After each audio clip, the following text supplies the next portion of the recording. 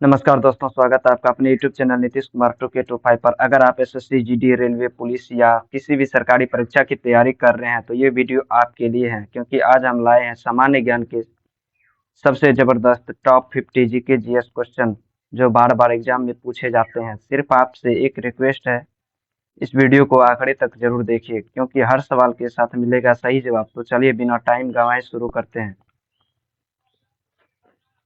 आपका पहला सवाल है, हड़प्पा सभ्यता का सर्वाधिक मान्यता प्राप्त काल है। आपका सही जवाब ऑप्शन नंबर बी 2500 ईस्वी पूर्व से 1750 ईसा पूर्व आपका सही जवाब है। सर्वाधिक मान्य काल 2500 ईस्वी से 1750 ईस्वी पूर्व है। इसे परिपक्व हड़प्पा काल कहा जाता है। इस समय नगर नियोजन, व्यापार, धातु कला चरम पर थी। यह काल कांस्य युग सभ्यता का उत्कर्ष काल था। पतन 1900 ईस्वी पूर्व के बाद शुरू हुआ। अगला सवाल, सिंधु घाटी की सभ्यता निम्नलिखित में से किस सभ्यता के समकालीन नहीं थी। आपका सही जवाब ऑप्शन नंबर डी ग्रीक की सभ्यता। ग्रीक की सभ्यता बहुत बाद में विकसित हुई। 800 ईस्वी पूर्व के बाद मिस्र में मेसोपोटामिया और चीन हड़प्पा के समकालीन थे। मेसोपोटामिया की मोहरों में समान आकृतियां मिलती है। इनके बीच व्यापारिक संबंधों के प्रमाण है। हड़प्पा विश्व की प्रथम नगर सभ्यता में से एक थी। अगला सवाल, सिंधु घाटी की सभ्यता कहाँ तक विस्तृत थी। तो सिंधु घाटी की सभ्यता पंजाब, राजस्थान, गुजरात, उत्तर प्रदेश, हरियाणा, सिंध और बलूचिस्तान तक विस्तृत थी। कुल क्षेत्रफल लगभग 12,99,600 वर्ग किलोमीटर था। उत्तर में मंडा, दक्षिण में डायमाबाद, पूर्व में आलमगीरपुर, पश्चिम में सुल्तानगेंदौर। यह भारत पाकिस्तान सीमा क्षेत्र में फैली थी। यह विश्व की सबसे विस्तृत प्राचीन सभ्यता थी। अगला सवाल, सिंधु घाटी की सभ्यता में घोड़े के अवशेष कहाँ मिले हैं। सिंधु घाटी की सभ्यता में घोड़े के अवशेष सुरकोटदा में मिले हैं। घोड़े के अवशेष केवल सुरकोटदा में मिले हैं। यह स्थल भुज कच्छ के पास है। खुदाई जेपिन जोशी ने की थी और इससे घोड़े की आंशिक जानकारी सिद्ध होती है। यह हड़प्पा सभ्यता और वैदिक युग के बीच सेतु जैसा स्थल है। अगला सवाल है, सिंधु घाटी स्थल कालीबंगन किस प्रदेश में है। तो सिंधु घाटी स्थल कालीबंगन राजस्थान में है। आपका सही जवाब ऑप्शन ए बिल्कुल सही जवाब है। कालीबंगन राजस्थान के हनुमानगढ़ जिले में है। यहाँ हल चलाए खेतों का प्रमाण मिला। अग्निकुंडों के अवशेष मिले। धार्मिक अनुष्ठानों का प्रमाण। कालीबंगा का अर्थ काली चिड़ियों का नगर। यह स्थल घग्गर नदी के तट पर स्थित है। अगला सवाल है, हड़प्पा काल की मुद्रा के निर्माण में मुख्य रूप से प्रयोग किया गया पदार्थ क्या था। हड़प्पा काल की मुद्रा के निर्माण में मुख्य रूप से प्रयोग किया गया पदार्थ सिल्क खड़ी था। अगला, मुद्राएं मुख्यतः सिल्क की बनी थी। इन पर पशु और प्रतीकों की खुदाई होती थी। मुहर पर लिपि अभी तक अंकित नहीं थी। व्यापार और पहचान के लिए प्रयोग की जाती थी। अधिकांश चौकोर या आयताकार आकार की थी। अगला सवाल है, हड़प्पा सभ्यता किस युग की थी। तो हड़प्पा सभ्यता कांस्य युग की थी। ऑप्शन नंबर ए आपका बिल्कुल सही जवाब है। यह एक कांस्य युगीन सभ्यता थी। लोग तांबा और टीन मिलाकर कांसा बनाते थे। लोहे का प्रयोग ज्ञात नहीं था। धातु शिल्प अत्यंत विकसित था। सोना, चांदी और तांबा का प्रयोग गहनों और औजार में होता था। अगला सवाल है, सिंधु घाटी सभ्यता के लोगों का मुख्य व्यवसाय क्या था। सिंधु घाटी सभ्यता के लोगों का मुख्य व्यवसाय व्यापार था। ऑप्शन नंबर ए आपका बिल्कुल सही जवाब है। मुख्य व्यवसाय कृषि था। सॉरी, इसका मुख्य व्यवसाय कृषि होगा।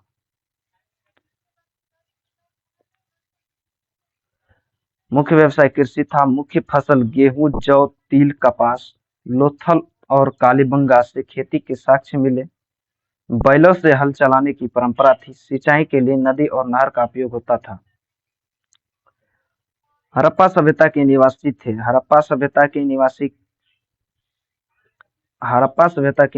शहरी थे। ऑप्शन नंबर बी आपका सही जवाब है। अगला, यह भारत की प्रथम शहरी सभ्यता थी। नगर नियोजन अत्यंत व्यवस्थित था। सड़कों, नालियों और मकानों की योजना उत्कृष्ट थी। मोहनजोदड़ो और हड़प्पा जैसे नगर इसके उदाहरण हैं। ग्रामीण क्षेत्र सहायक भूमि में थे। सिंधु सभ्यता के घर किससे बनाए जाते थे? सिंधु सभ्यता के घर ईंट से बनाए जाते थे। ऑप्शन नंबर ए आपका बिल्कुल सही जवाब है।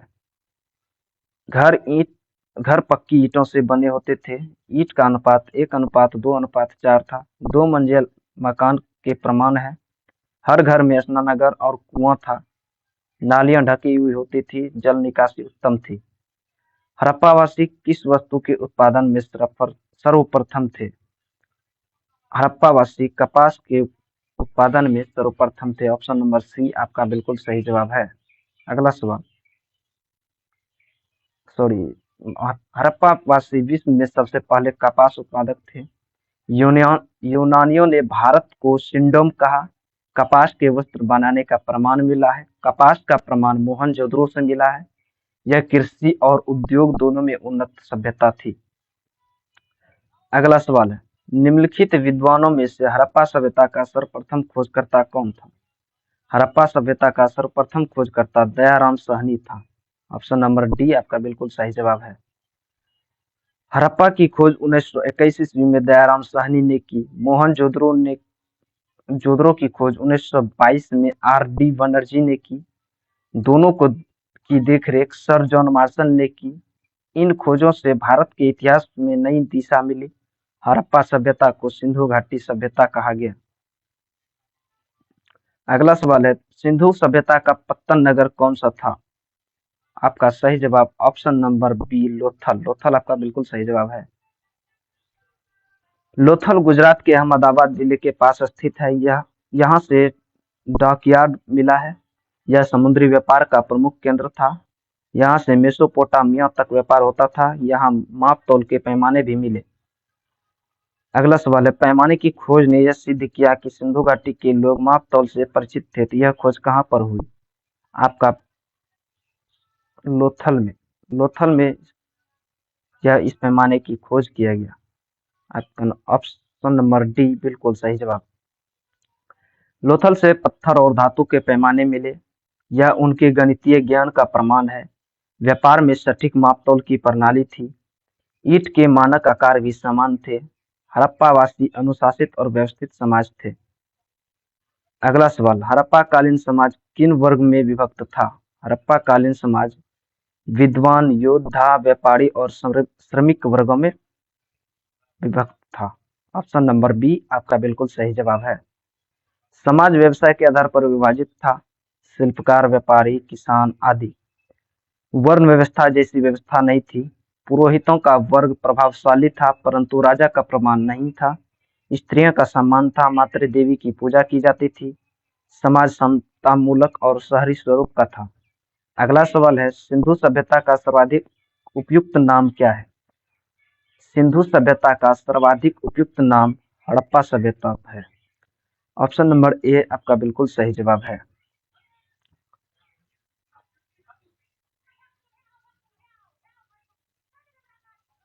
प्रारंभ में इसे हड़प्पा सभ्यता कहा गया, पहली खोज के आधार पर। बाद में अन्य स्थलों की खोज पर इनका नाम सिंधु घाटी सभ्यता रखा गया। वर्तमान में इसे हड़प्पा संस्कृति भी कहा जाता है। यह नाम इनकी भौगोलिक पहचान पर आधारित है। आज इसे इंडस वैली सिविलाइजेशन के नाम से जाना जाता है। अगला सवाल है, निम्नलिखित में से कौन सा लक्षण सिंधु सभ्यता के लोगों का सही चित्रण करता है? उनके विशाल महल और मंदिर होते थे। 2, वे देवियों और देवताओं दोनों की पूजा करते थे। 3, वे युद्ध में घोड़ों द्वारा खींचे जाने वाले रथों का प्रयोग करते थे। तो ऑप्शन है ए केवल 2, बी 1, 2, 3, सी 1 और 2, डी में से कोई नहीं। आपका इस कूट में से सही जवाब होगा ऑप्शन नंबर ए केवल 2, वे देवी और देवताओं दोनों की पूजा करते थे। महलों या मंदिरों के प्रमाण नहीं मिले थे। समाज समतावादी था। मातृ देवी और पशुपति जैसी मूर्तियां पूजा का प्रमाण है। रथों या घोड़ों के उपयोग का स्पष्ट प्रमाण नहीं। धार्मिक विश्वास प्रकृति आधारित था, अतः केवल कथन 2 सही है। हड़प्पा सभ्यता की खोज किस वर्ष हुई थी? हड़प्पा सभ्यता की खोज 1921 ईस्वी में हुई थी। हड़प्पा की खोज 1921 ईस्वी में दयाराम साहनी ने की। यह खोज भारतीय पुरातत्व सर्वेक्षण के अंतर्गत हुई। इसके बाद 1922 ईस्वी में मोहनजोदड़ो की खोज R.D. बनर्जी ने की। खोज के समय जॉन मार्शल पुरातत्व विभाग के महानिदेशक थे। इससे भारत के प्रागैतिहासिक युग का नया अध्याय खोला। अगला सवाल है, हड़प्पा सभ्यता के बारे में कौन सी युक्ति सही है? हड़प्पा सभ्यता के बारे में उन्होंने पशुपति का सम्मान करना आरंभ किया। यही युक्ति सही है। अतः आपका सही जवाब ऑप्शन नंबर सी होगा। एक मोहर पर पशुपति की आकृति मिली। यह देवता त्रिमुख पशुओं से घिरा हुआ है। इससे शिव पूजा का प्रारंभिक रूप मिलता है। गाय या अश्वमेध जैसी परंपराएं बाद में वैदिक काल में आई। अतः सही उत्तर उन्होंने पशुपति की पूजा की। हड़प्पा के लोगों की सामाजिक पद्धति क्या थी? हड़प्पा के लोगों की सामाजिक पद्धति उचित समतावादी थी। ऑप्शन नंबर ए आपका बिल्कुल सही जवाब। अगला सवाल, नहीं, हड़प्पा समाज में वर्ग या जाति व्यवस्था नहीं थी। समता और समान अवसरों का प्रमाण मिलता है। आर्थिक और सामाजिक जीवन व्यवस्थित था। कोई भी वर्ग अत्यधिक शक्तिशाली नहीं था, इसलिए यह एक समतामूलक समाज था। अगला सवाल है, सिंध का नखलिस्तान बाग हड़प्पा सभ्यता के किस पुरास्थल को कहा गया है? सिंध का नखलिस्तान बाग हड़प्पा सभ्यता मोहनजोदड़ो पुरास्थल को कहा गया है। ऑप्शन नंबर बी आपका बिल्कुल सही जवाब है। मोहनजोदड़ो का अर्थ मृतकों का टीला है। इसे सिंध का बाग कहा गया है। इसके सुंदर नगर विन्यास के कारण यहाँ से महान स्नानगर मिला। यहाँ पक्की ईंटों से बने घर और सड़कें थी। यह स्थल सिंध प्रांत में स्थित है। अगला सवाल है, हड़प्पा सभ्यता के संपूर्ण क्षेत्र का आकार किस प्रकार का था? हड़प्पा सभ्यता के संपूर्ण क्षेत्र का आकार त्रिभुजाकार था।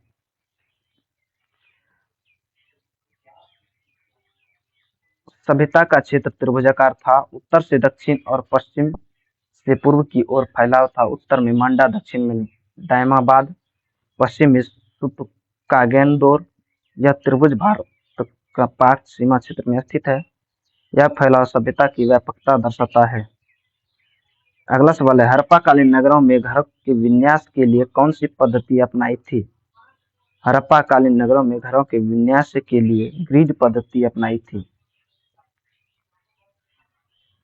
नगर नियोजन ग्रिड प्रणाली पर आधारित था। सड़कें एक दूसरे के समकोण पर काटती थी। आवासीय और सार्वजनिक क्षेत्र अलग अलग थे। जल निकासी और सफाई व्यवस्था अत्यंत उन्नत थी।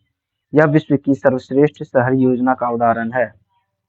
अगला सवाल, हड़प्पा सभ्यता के अंतर्गत हल से जोते गए खेत का साक्ष्य कहाँ से मिलता है? हड़प्पा सभ्यता के अंतर्गत हल से जोते गए खेत का साक्ष्य कालीबंगा से मिलता है। ऑप्शन नंबर सी आपका बिल्कुल सही जवाब है। कालीबंगा से हल चलाए खेतों के निशान मिले हैं, जहां यह प्रमाण देता है कि वे कृषि तकनीक जानते थे। बैलों से हल चलाने का प्रयोग होता था। खेतों में जौ और गेहूं उगाई जाती थी। यह विश्व का सबसे पुराना हल का साक्ष्य है। अगला सवाल है, सिंधव सभ्यता की ईंटों का अलंकरण किस स्थान से मिला है? कालीबंगा से। ऑप्शन नंबर ए आपका बिल्कुल सही जवाब है। बनावली से सजी हुई ईंटों के प्रमाण मिले हैं। यह उनकी एक मिनट, सिंधव सभ्यता की ईंटों का अलंकरण किस स्थान से मिला था? और सिंधव सभ्यता की ईंटों का अलंकरण जो है वह बनावली से मिला है। ऑप्शन नंबर डी आपका सही जवाब होगा। बनावली हरियाणा से सजी हुई ईंटों के प्रमाण मिले। यह उनकी कलात्मक क्षमता को दर्शाता है। यहाँ दो परतों वाली संस्कृति पूर्व व परिपक्व हड़प्पा कालीन। इस स्थल से लिपि व मुद्रा के अवशेष भी मिले। ईंटों का आकार मानकीकृत था। मोहनजोदड़ो कहाँ स्थित है? मोहनजोदड़ो सिंध में स्थित है।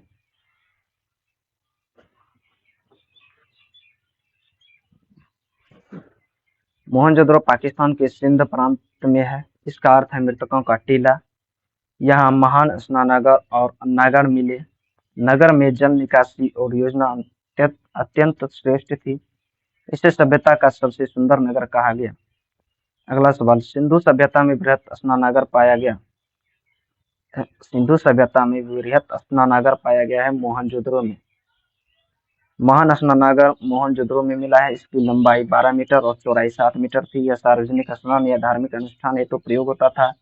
जल रोधक ईंटों से बना था। यह सभ्यता की उन्नत जल तकनीक दर्शाता है।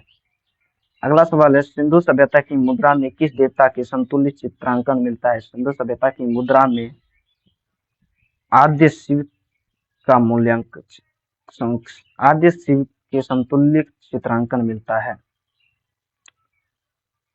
मुद्राओं पर एक देवता प्रमुख रूप से बैठा दर्शाया गया है। चारों ओर पशु अंकित है। यह रूप पशुपति महादेव का प्रारंभिक रूप माना गया है।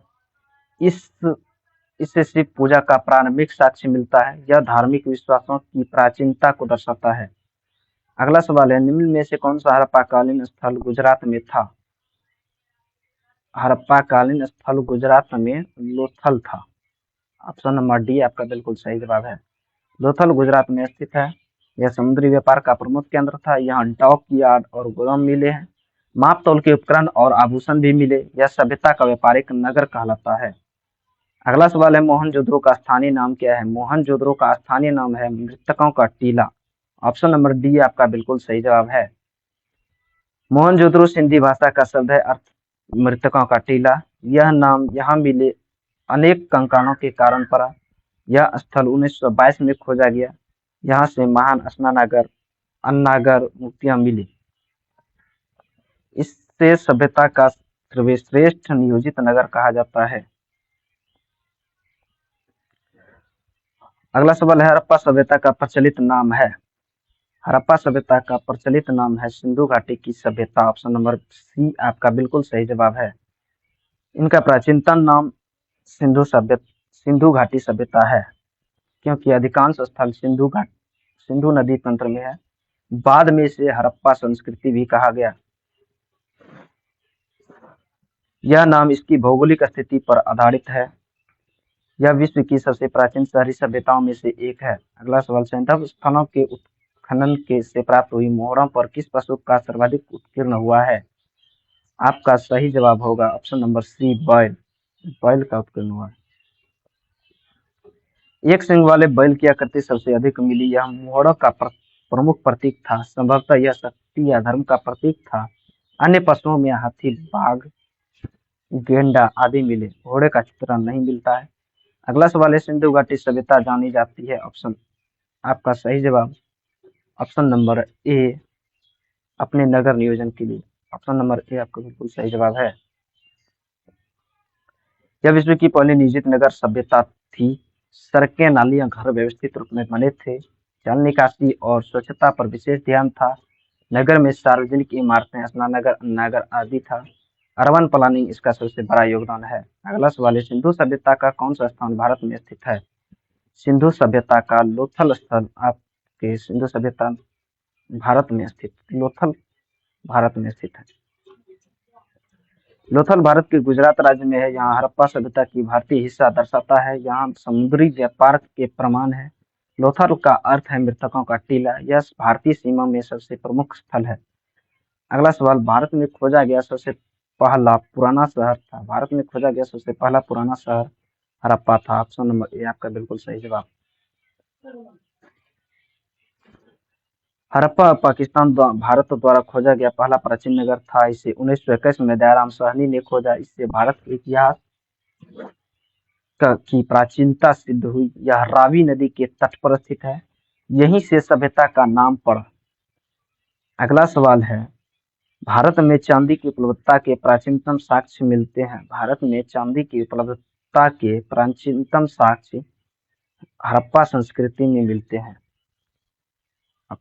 चांदी के उपयोग के सबसे पुराने प्रमाण हड़प्पा सभ्यता में है। चांदी का प्रयोग आभूषण और बर्तनों में होता था। सोने और तांबे की वस्तुएं भी मिली। धातु उद्योग यहाँ विकसित था। लोहा का ज्ञान नहीं था। अगला सवाल है, सिंधु सभ्यता के बारे में कौन सा कथन असत्य है। सिंधु सभ्यता के बारे में लोग लोहे से परिचित नहीं थे। ये कथन असत्य है। ऑप्शन नंबर डी बिल्कुल सही जवाब। लोहा का प्रयोग हड़प्पा काल में ज्ञात नहीं था। इसलिए विकल्प डी हो सकते हैं। नगर व्यवस्था और व्यापार बहुत उन्नत थे। मातृ देवी की पूजा के प्रमाण मूर्तियों से मिले। धातुओं में तांबा, कांसा, सोना, चांदी उपयोग में था। अगला सवाल, मोहनजोदड़ो की सबसे बड़ी इमारत मानी जाती है। मोहनजोदड़ो की सबसे बड़ी इमारत विशाल स्नानागार को मानी जाती है। ऑप्शन नंबर ए आपका बिल्कुल सही जवाब है। मोहनजोदड़ो की सबसे प्रसिद्ध इमारत महान स्नानागार है। यह धार्मिक या सामाजिक उपयोग का केंद्र था। जल रोधक ईंटों से बनाया गया था। पास में कपड़ों के बदलने के कमरे मिले। यह सार्वजनिक जीवन की श्रेष्ठता दिखाता है। अगला सवाल है, मांडा किस नदी के किनारे स्थित था।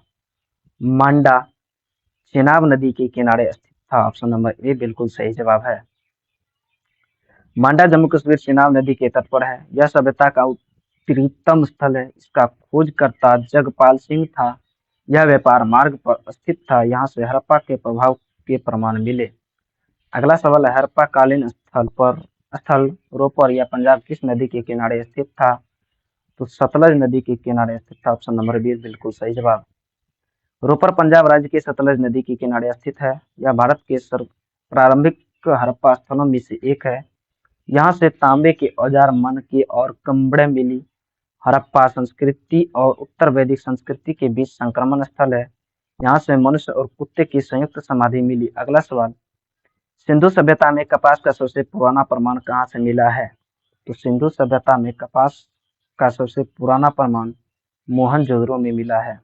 ऑप्शन नंबर सी आपका बिल्कुल सही जवाब है। कपास का सबसे प्राचीन प्रमाण मोहनजोदड़ो से मिला। हड़प्पावासी विश्व में प्रथम कपास उत्पादक थे। यूनानियों ने भारत को सिंडोम कहा। वस्त्र निर्माण में कताई बुनाई का ज्ञान था। कपास के बने वस्त्र विदेशी व्यापार में प्रसिद्ध थे। अगला सवाल है, सिंधु सभ्यता के लोग सबसे अधिक किस धातु का प्रयोग करते थे। तो सिंधु सभ्यता के लोग सबसे